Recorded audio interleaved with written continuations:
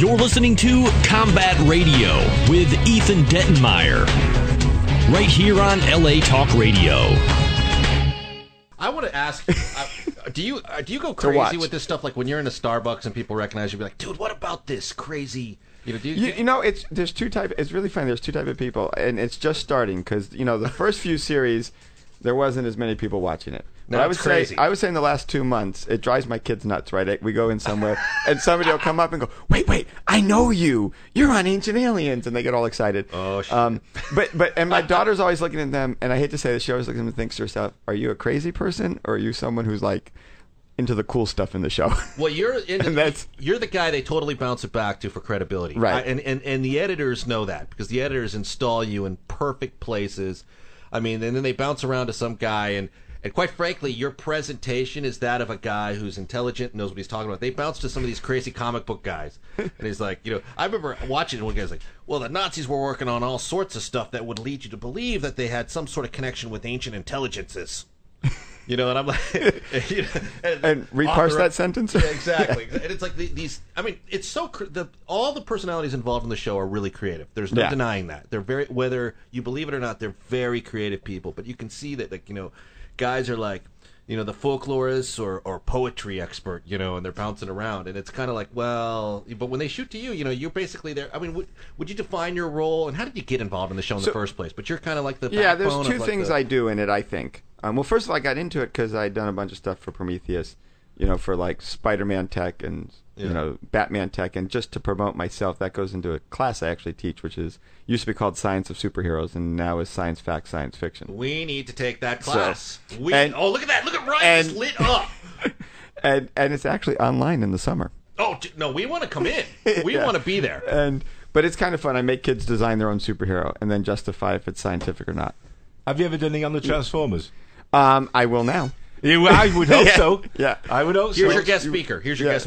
So, but that got me in and with them, and so when they did the pilot, they asked me if I would do that, and the pilot was kind of fun. And actually, in the pilot, they had a lot of other. I think they had some archaeologists and other people. Yeah. And then as it moved on, they basically contact me and say, here's the underlying science theme of this episode. Can you talk about it? And do you think so? That I'm happy to do. My superhero would be able to smell just a few seconds into the future. Oh, that would be awesome. Because I have trouble as a cook, with the exact timing on See, things. You've already and if got I could an A in just the smell a few seconds in the future. You can Also, of design course, your own superhero, and that's the ability you get. Yeah, absolutely. Because it also would defend me on crowded elevators, if you know what I mean. Right. Phil, I gotta say, mate, you are the weirdest dude I think I've ever. However, if I have a student pull that as their superpower, I know they're copying. Yeah. See that? Yeah. He just said because you said that on the radio. He'll know if somebody's copying. I'll watch for that now in the next assignment. One of the guys we'd love to have in here is Doug Jones, who's in the New Neighborhood Watch. He's been Stiller. He's been in everything from Hell. It's now called The Watch, as not to be confused with the Trayvon Martin case. Right, The Watch. That's actually true. That is true. Is that really? Which ordinarily would make you think a distributor changing that name was paranoid that the film wasn't going to do well, so they were using this as an excuse. But when the distributor in question is owned by Rupert Murdoch, right. Who's no doubt listening to this. He's been in everything. And our phone calls. Then it's just paranoia. Yeah. Speaking of superheroes, he was the Silver Surfer. He was also the Eraser guy in Mystery Man. He's been a few superheroes. But he's fantastic. Abe Sapien in the Hellboy. Another movie. superhero. He's fantastic. Oh, wow. We were talking about superheroes in here, and we had the same discussion, name your own superhero, and I said I'd be Dr. Combustion. I walk in a room and just explode. But it's a one-time deal, so I never do it. Yeah, that's Pan's Labyrinth. That's a challenging superpower. I do point out to the students, most superheroes got their power by being in a huge radiation blast. Right. Which is a catch-22. You're a superhero for about the 0.1 seconds you're alive, and then you die from all the radiation. Yes. What's so weird about wanting enhanced smell abilities? I think there is a downside. As a hunter, I would be returning to nature. I would, and sensing the danger on the wind, Bambi's mother could have been hanging out with me and would have been safe. Bambi's mother. I love how he factors Bambi's mother into being a superhero. That's the person you're saving, huh? Yeah, I don't know. Since we're talking about, I'm intimidated by the giant sword. Right, I think that's throwing me off my game. Mark walked in with Excalibur. It's not Excalibur. For the earlier show. To be absolutely clear, it's not Excalibur. Well, It's an Albion from Robin and Sherwood. I did this show called Robin and Sherwood many years ago in the UK. It's a cult show in Europe. It was unusual because it was the first show that had a pagan icon god as the good guy and the church as the gangsters, basically the Normans as the bad guys. and there's not one alien in the whole fucking program. No, well, sort of there is, but that's a whole other story. But there's a pagan god, you said. There's a pagan god, Herne the Hunter, the horn god of Right. the forest, the green god and the defender of Sherwood Forest.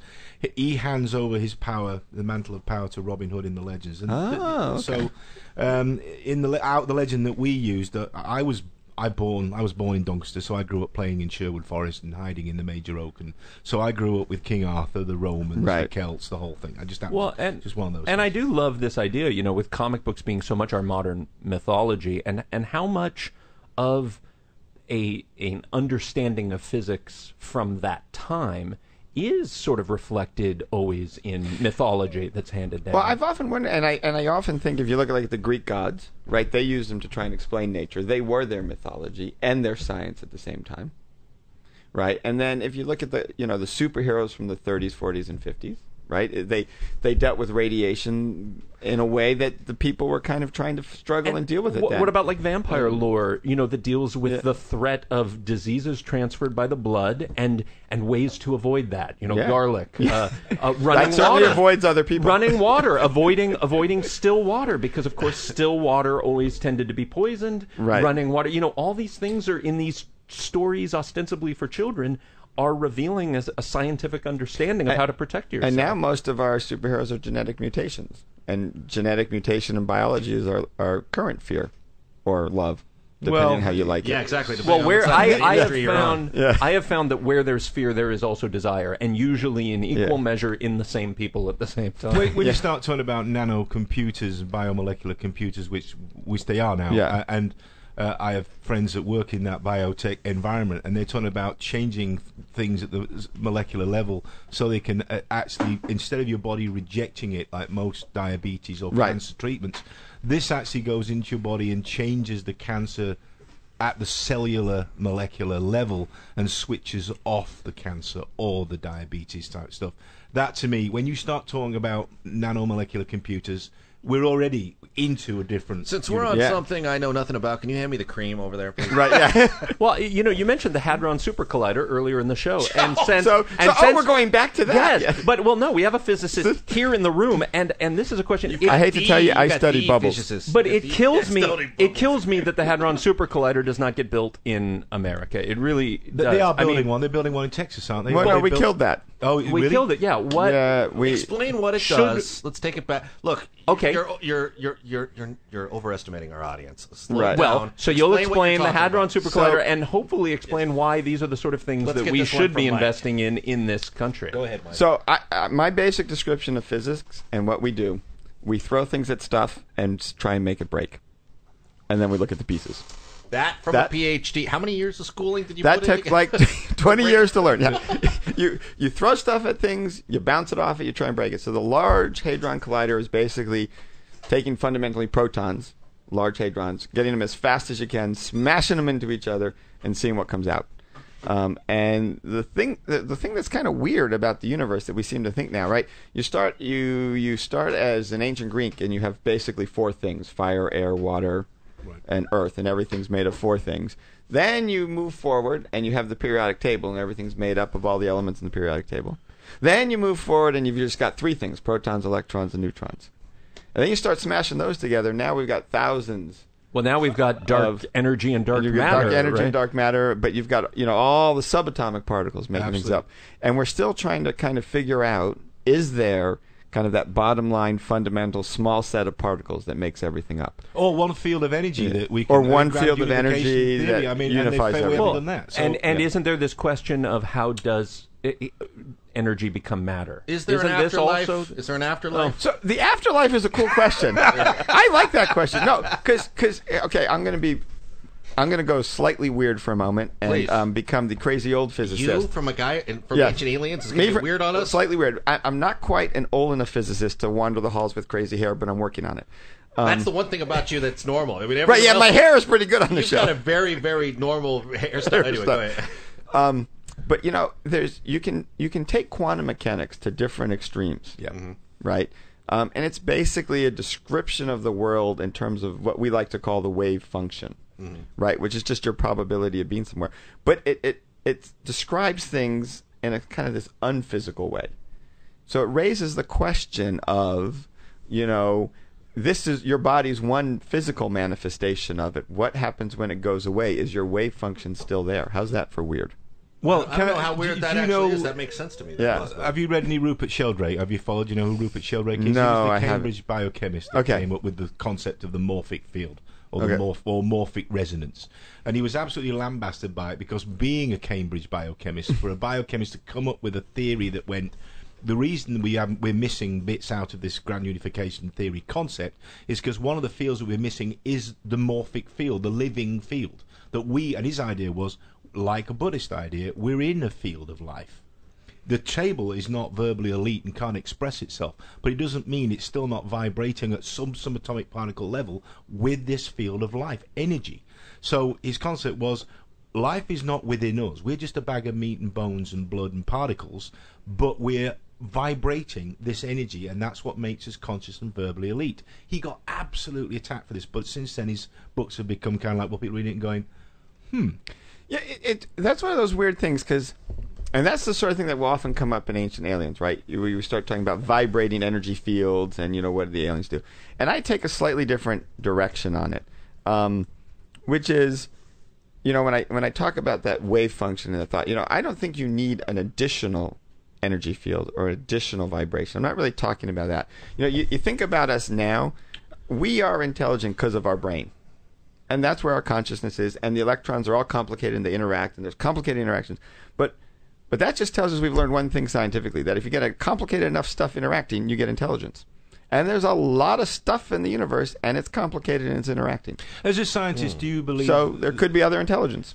Do you believe in the Jungian concept of a collective consciousness, that we somehow can speak to a greater consciousness, or is it just you believe it's all just happening in the human brain? I think it's I don't know if it's quite what Jung would say. I think there is this fact that we all interact with each other. I mean, anytime you have interactions between matter, you have something going on. Is Ray Kurzweil correct when he assumes that we'll all be half computer in a few years? That worries me because it worries me too. It could be kind of scary. But we already can, and this is true. This is fact, and we do it at UC Irvine. You can already put a helmet on with electrodes into your brain and control a computer. Yeah.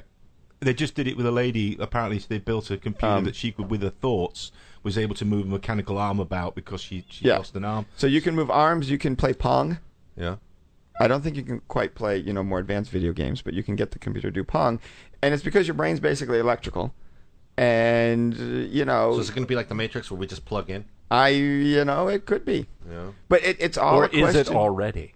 Yeah, or we already. Yeah. Man, that's.